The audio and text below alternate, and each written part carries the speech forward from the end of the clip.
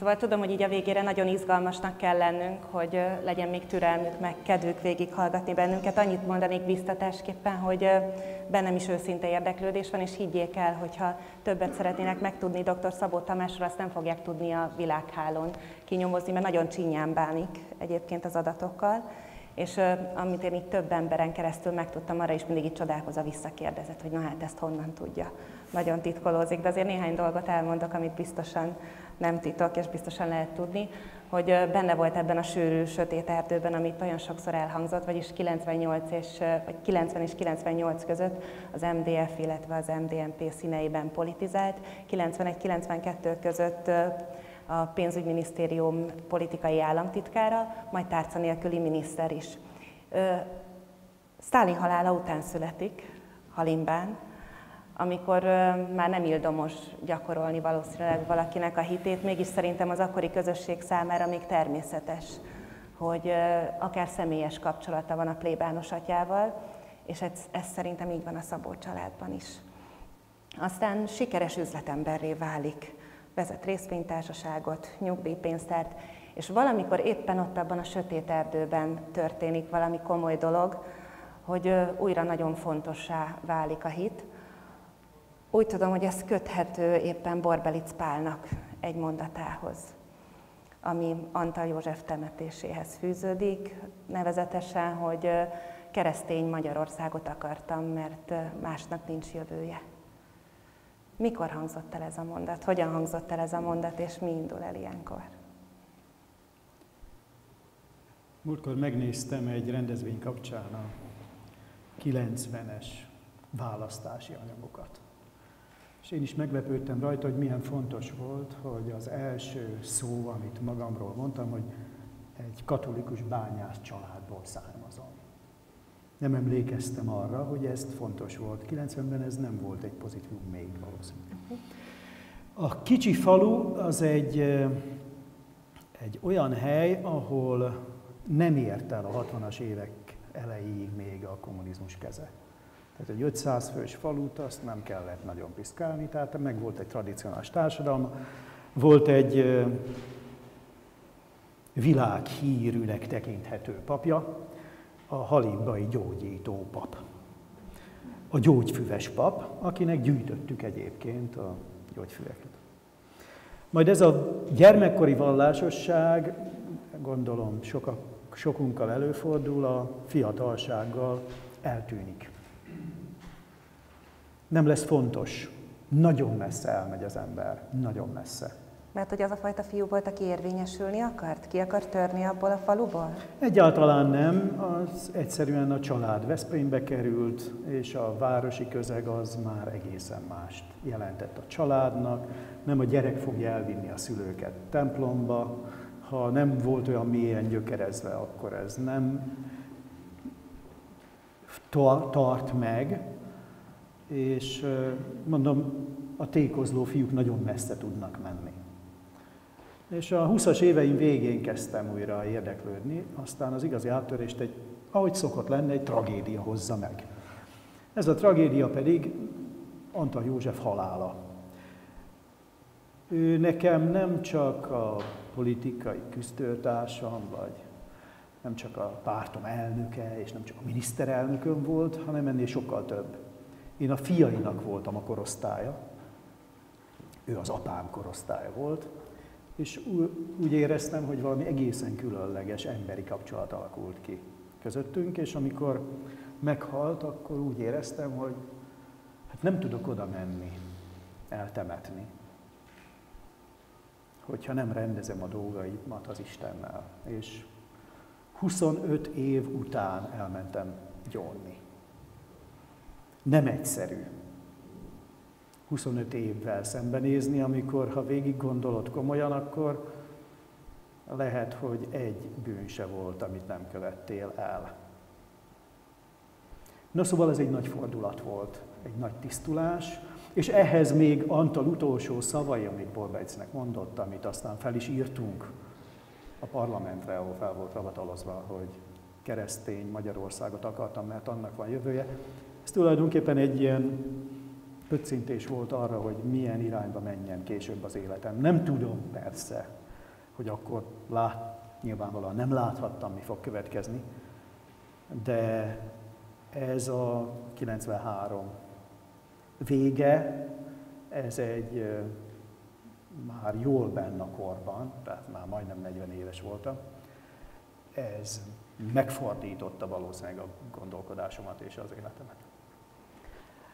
Ugye amikor már másodszorra beszélgettünk most itt a szünetben néhány mondatot, a tegnapi telefonbeszélgetés után, akkor én mondtam önnek, hogy nem feltétlen próbálnám meg feszegetni ott a politikai tevékenységét, már csak azért se, hogy ne kezdjünk el itt a privatizáció időszakáról vitatkozni. De azt mondta, hogy végül is bőven van olyan, amire büszke is, tehát kérdezgethetem nyugodtan. És talán említettem, hogy a napokban, múlt héten beszélgettem egy osztrák politikussal, akik az Európai Unió épületében keresztet állítottak. És tőle is megkérdeztem, hogy vajon a politikai életben mennyire van helye annak, hogy az ember megvallja a hitét, vagy hogy gyakorolja a hitét egyáltalán. Volt olyan pillanat, hogy ez így tudatosult önben, hogy én a hitem szerint cselekszem? Vagy hogy szeretett volna a keresztény hitvallás elvei szerint döntéseket hozni a politika területén? Összefolyik ez a kettő? Lehet, hogy nem tudatos dolgok történnek hosszú időn keresztül. Szóval az életünket ugye éljük szépen előre, és visszafele meg megértjük talán. Tehát csak visszafele látok, és előre nem lehet látni ilyen döntéseket. Nem is a magam döntését mondom, hogy milyen egy keresztény gondolkodás a politikában, hanem megint ide idézem Antal Józsefet. Volt a 90-es évek, pontosabban 90 őszén egy puccs a demokratikusan megválasztott kormány ellen, ezt úgy hívták, hogy taxis blokkád. A taxis blokkád akkor tört ki, amikor Antal az első műtétjére bement a kórházba. Biztosan véletlenül volt. Én ennek a levezetésében kaptam feladatot, mert hogy én voltam ez a munkáltatók, munkaadó kormány közötti tripartit bizottságnak a titkára. És hát az első pillanattól kezdve tárgyaltam ezekkel. És számomra a legnagyobb dilemma az volt, hogy egy halom köztörvényes bűn követődött el, lezárták az utakat, nem engedtek forgalmat, balesetek történtek. Mi lesz ebből? Hogy lehet ezt feloldani? Egyesek a vérmesebbek mondták, hogy vannak fotók, és vannak filmek, és majd 10 000 bírósági ügy lesz. És Antal felé a kórházi ágyon, a műtét után, és kérdeztem tőle, hogy mi van, és mondta, hogy hát, mi lenne? Amnestia. Tehát ha valami mutatja a nem meldöngető keresztény gondolkodást, az ehhez, hogy hát megbocsátunk, barátom. Ilyen egyszerű. Elfelejtjük. Lezárult békésen. Tanultunk belőle, hiszen fel lehetett volna gyújtani az országot, és megbocsátunk, és többet nem foglalkozunk vele. Pénzügyek felől lehet közelíteni? Tehát, hogy honnan jön például az, hogyha beszéljünk a munkanélküliségről, jó? Vagy munkanélküliekről. Tehát, hogy ül oda egy pénzember? Hogy hogyan lehet ezt gazdaságilag megoldani? Vagy hogyan gondoskodom majd ezekről az emberekről? Ugye az is egy kérdés, az ember miért megy bele egyáltalán politikába. Ezt nagyon egyszerű megválaszolni, mert nagyon régóta bennem volt, hogy ez így nem maradhat. És kerestem, hogy hol az én helyem a mozgolódások közül. És hát ez teljesen világos volt, hogy ahol az intellektuális azonosság van, ott a helyem. És azért jelentkeztem aztán Lezsák Sándornál, aki rám bízta a Dunántúlnak az MDF szervezését.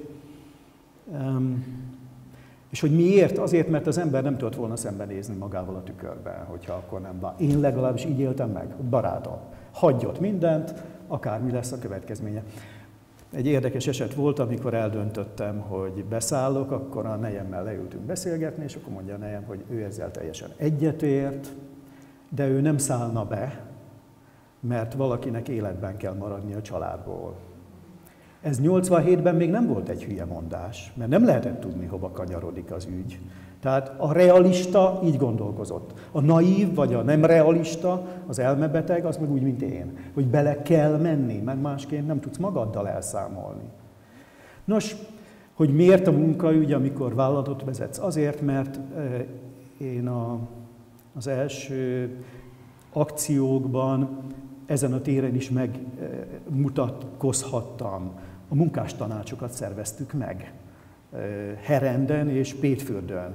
És innentől kezdve ez mint egy ilyen feladat volt, hogy neked a munkaügyekkel kell foglalkozni, és utána, amikor megalakult a kormány, világos volt, hogy egyébként ez összeomlás miatt félmilliós munkanélküliség elé nézünk, hát kire bízza Antal ezt a feladatot? Szóval, hogy megnézi, hogy kik az emberek ott, akkor azt mondja, hogy ez ott tiéd, barátom, szervezd meg. És adott egy politikai megrendelést a munkanélküliségi ellátási rendszer kialakítására, azt mondta, hogy nem érdekel, mibe kerül, de nem akarok senkit hasba lövetni az utcán.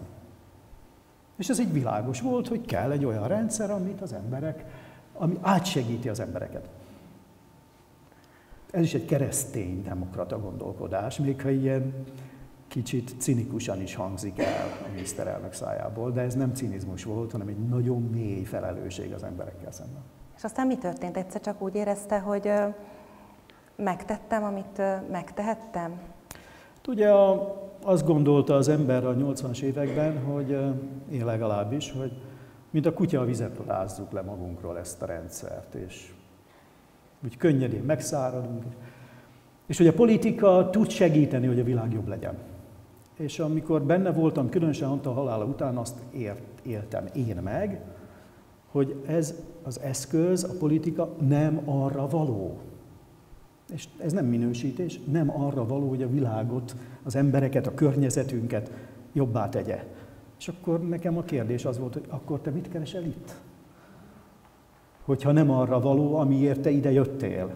És akkor 95-96-ban megszületett bennem egy döntés, hogy én akkor itt szép csendesen kiszállok, nem indulok sehol, másút van a feladatom. Eddig itt volt a feladatom, és nagyon hálás vagyok a Jóistennek, hogy abban a nagy munkában és alkotásban részt vehettem, és hálás vagyok, hogy ezt a döntést meg tudtam hozni, hogy kiszállok a politikából és a hatalomból.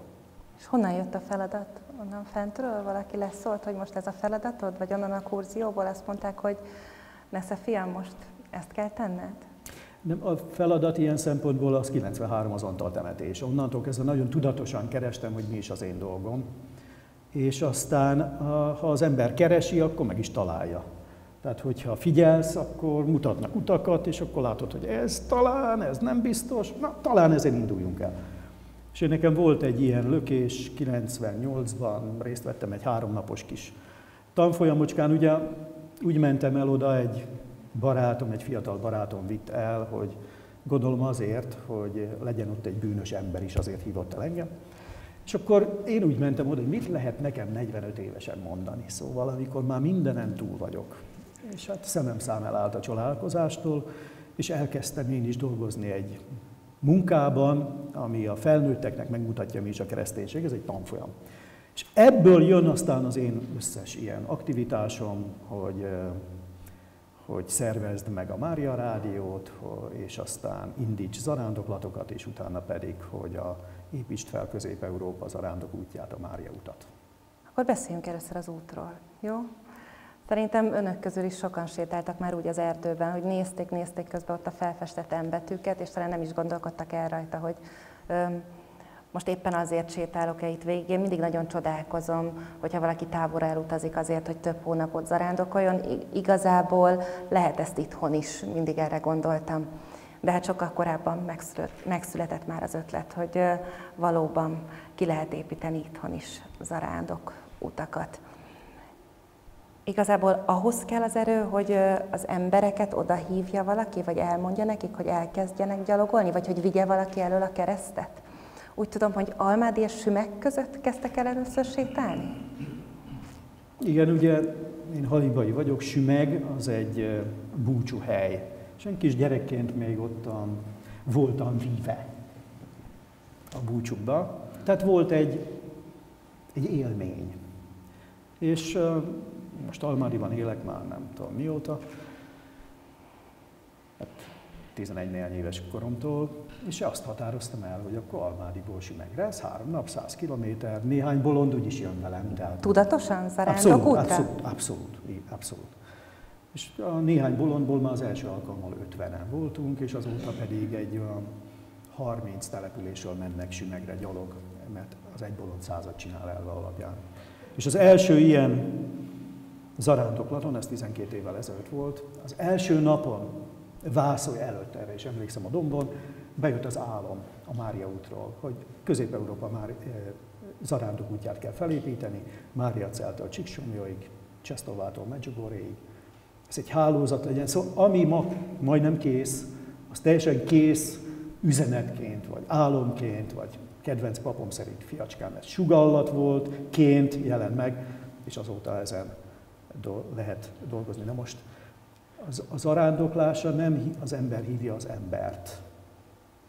Ott valaki más hívja az embert. És miért hívja? Mert az ember tele van egyébként vággyal.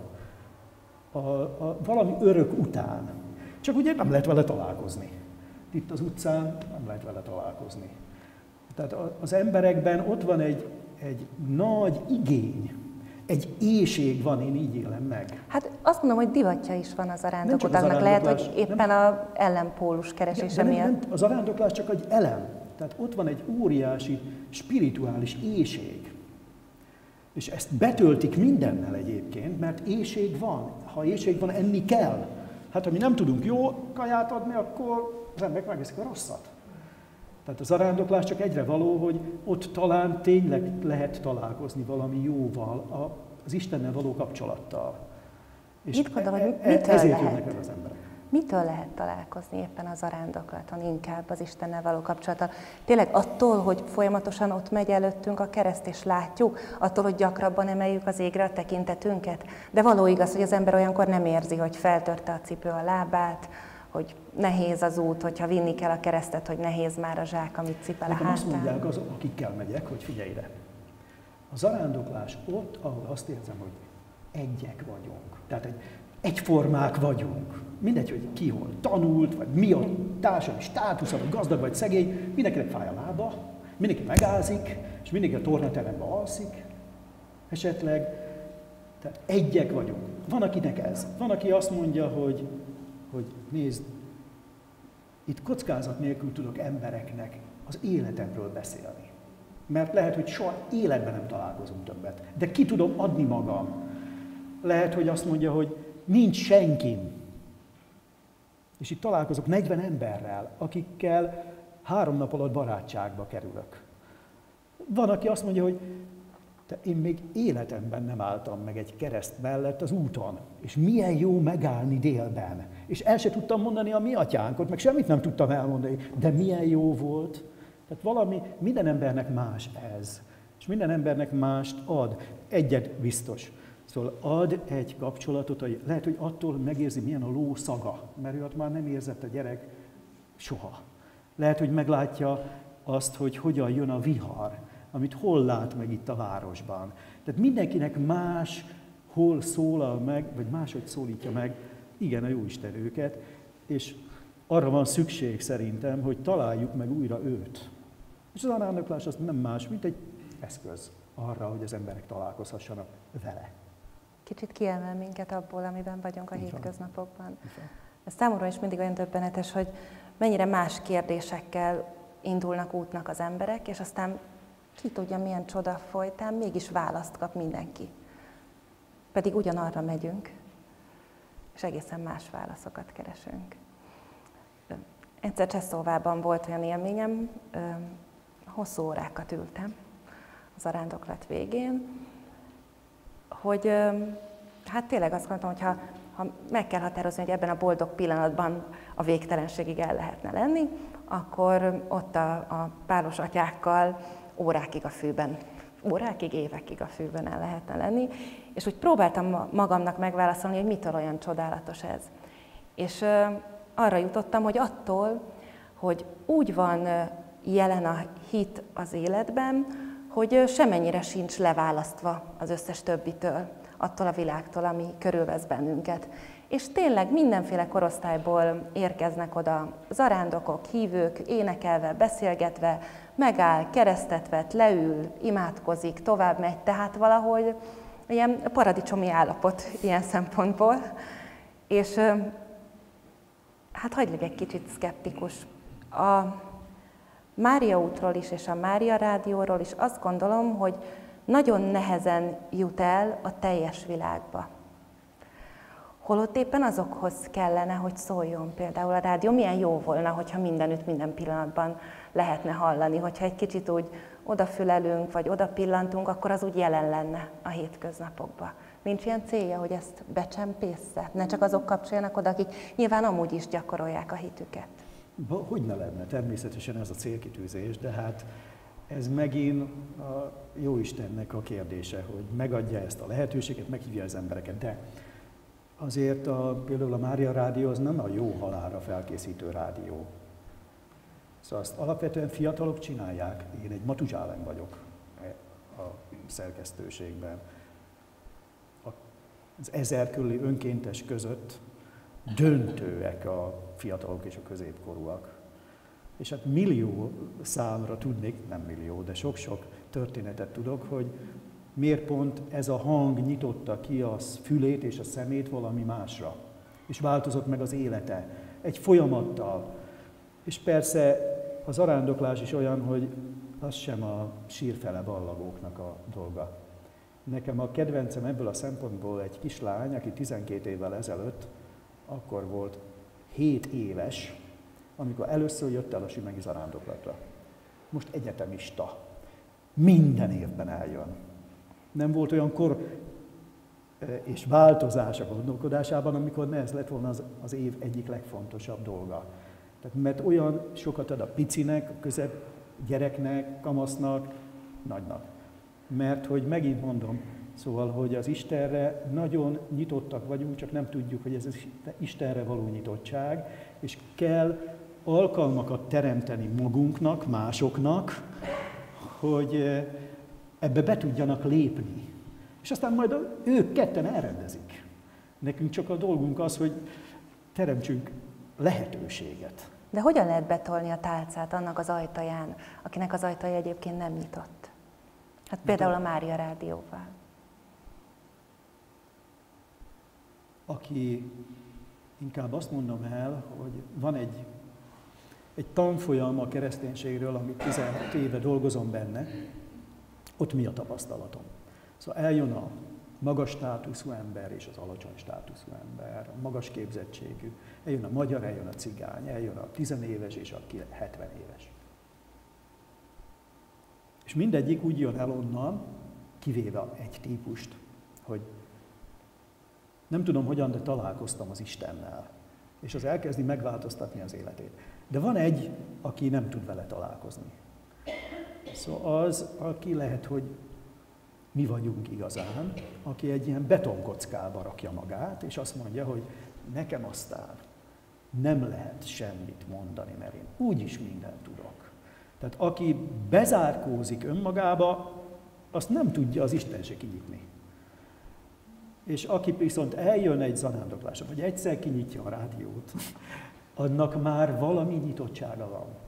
Szóval én azt egy csodálatos, ilyen pici történeteket tartok csodálatosnak, hogy fölhív bennünket egy taxis, hogy véletlenül mi volt ez? Mert ő ezt már hallotta a nagyanyjától. És most annyira ott van a nagyanyja vele a taxiban. A rózsafüzért hallotta véletlenül a szegény taxis. De ez óriási dolog, hát erről van szó, hogy az emberekben ez ott van, ez a vágy. Mi meg bénák vagyunk és ügyetlenek, hogy nem próbáljuk nekik oda nyújtani azt, ami egyébként van. Mert azért dolgunk van, tehát nem fogja az Isten elvégezni helyettünk a mi dolgunkat. Tehát Jézus is elzavarta az embereket, hogy menjetek és tegyetek tanúságot, és gyógyítsátok a betegeket, és kereszteljetek meg mindenkit. Tehát nem ment magától ott sem, hanem az embereknek kell cselekedni.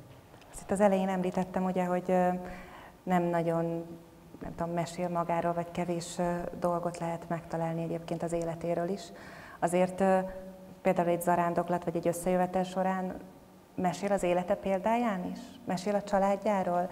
Mesél azokról a nehézségekről? Mert hogy azért volt bőven, amelyeket megélt, akár gyerekkorától kezdve. Próbál életpéldákon keresztül szíveket kinyitni, szemeket felnyitni? Hát, ha valaki megkérdez, szívesen egyébként. De A példa inkább az, hogy eljön velem az unokám, és viszi a zászlót, 5 évesen, eljön a 7 éves is.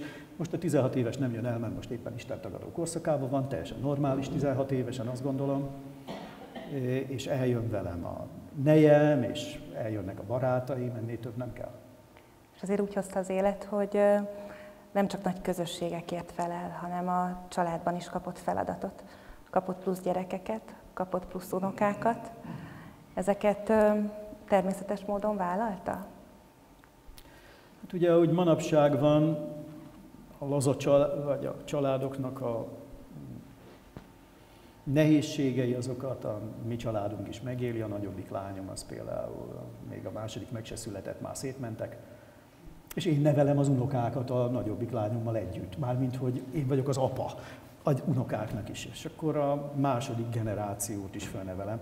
Amikor az orvoshoz megyek, akkor megdicsérnek, hogy ha az apuka van itt, akkor jobban viselkednek a gyerekek, mert teljesen normális az én korosztályomban, hogy van egy 7-8 éves. De és ilyenkor akkor nem kesereg az ember, hogy jaj, Istenem, hát miért történt ez a lányommal, jaj, hogy hozzam helyre, hanem azt mondja, hogy ilyen az élet, ebben a helyzetben kell akkor. Hát sajnálatos módon, de így van, de természetesen így van.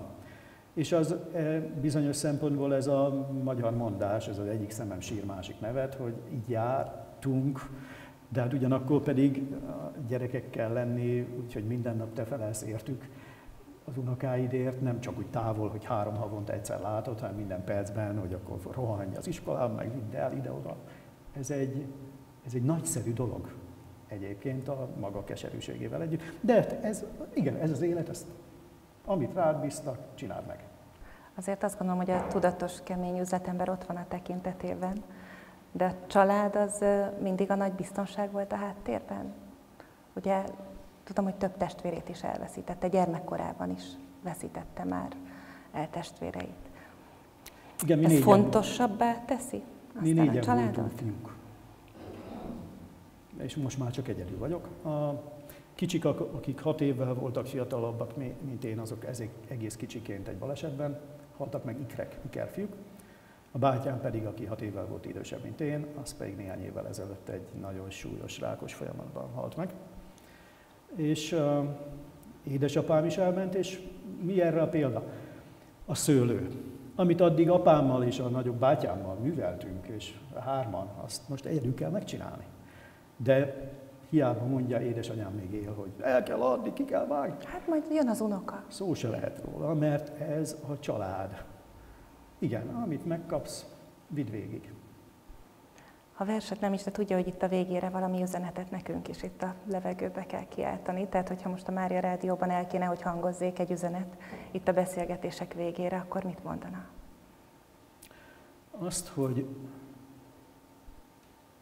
menjetek el Csíksomlyóra. 500 éves a kegyszobor. Csíksomlyóra ne csak a búcsúba menjetek el,